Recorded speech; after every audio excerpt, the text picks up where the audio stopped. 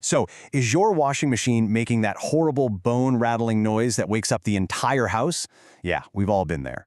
But before you shell out a ton of cash for a repair person, just hang on. I'm going to show you a super simple fix that could save you hundreds and bring some peace and quiet back to your laundry room. You know that exact moment, right? The spin cycle kicks in, and suddenly your washer sounds less like it's doing laundry and more like it's trying to achieve liftoff. It's not just annoying. It's your machine screaming for help, telling you something's wrong. And getting that help isn't cheap. The average professional repair visit will sting you for about $350. Ouch. That is a lot of money for a problem that, as you're about to see, is something you can probably handle all on your own. But here's the really good news. You can be the hero here. With just a little bit of know-how, you can keep that cash in your pocket and get that awesome feeling of satisfaction from fixing it yourself. And that's exactly what we're going to do. Okay, hold on. Before you get all excited and grab your tools, we need to go over the 3 golden rules. These are non-negotiable, so listen up. Rule number 1 is the most critical. Safety first. Before you do anything else, unplug that machine from the wall outlet. Then find the hot and cold water valves behind it and turn them all the way off. Seriously, no exceptions. Water and electricity are a terrible combination. Rule number 2, get your tools.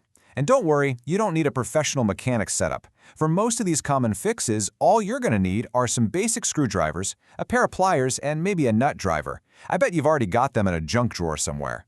And rule number 3, you've got to know your machine. Find that model number. It's like the secret password for your washer. It's usually on a little sticker under the lid or on the back panel. This number is absolutely essential for making sure you order the exact right part. All right, now that we've got the rules down, it's time to put on our detective hats. We're going to solve one of the most common and frankly scariest washing machine mysteries, the shakes. Yeah, this probably sounds a little too familiar. That crazy, out-of-control banging during the spin cycle. It's not just loud. If you let it go on for too long, it can actually cause some real damage to the machine and even your floors. I know it sounds like the whole thing is about to explode, but what's really happening in there? Well, the cause is usually way simpler than you'd think, especially for machines that have seen a few years of service. 9 times out of 10, the bad guys are worn-out suspension rods. Just think of them like the shock absorbers in your car. Their whole job is to soak up all the wild vibrations from the spinning tub. But after a few thousand loads of laundry, those springs get weak, and the grease that helps dampen everything wears out. And then, bam, the tub just starts slamming against the frame.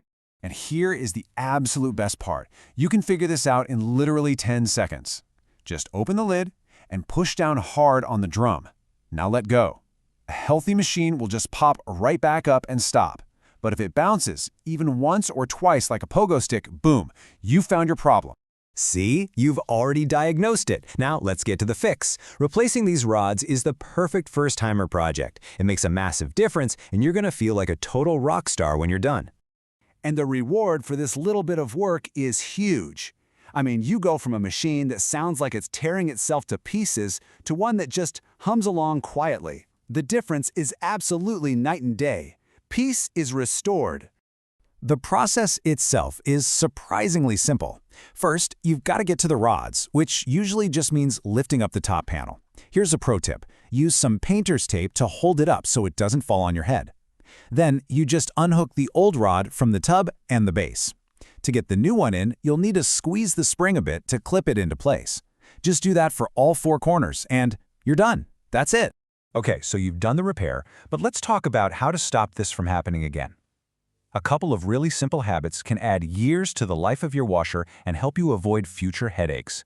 These small steps make a huge impact. About once a month, run an empty cycle on hot with some white vinegar. It just cleans out all the gunk. Also, try to balance your loads. Don't wash one giant heavy towel with a bunch of tiny light shirts. If you have a front loader, clean out that little drain filter regularly, and always use the right amount of the right detergent. Easy peasy. Think about it. By fixing this one problem, you didn't just save a bunch of money, you've gained real knowledge and confidence. It kind of makes you wonder, right? What other complex things are you totally capable of understanding and fixing? You know, the logic you just used, observe the problem, diagnose the cause, and then apply the fix, that is such a powerful skill. It's the foundation for troubleshooting everything, from a washing machine to way more complex systems. If you actually enjoyed that process and you're curious to see how those exact same principles work on a professional industrial scale, check out a resource called Mastering Uninterruptible Power Supplies. It basically takes that same problem-solving logic and applies it to the critical power systems that keep entire businesses up and running. It's a really fascinating look at troubleshooting on a much bigger scale. If you want to check it out, just head over to Amazon and search for Mastering UPS. And that's all for this one. Good luck with your repair.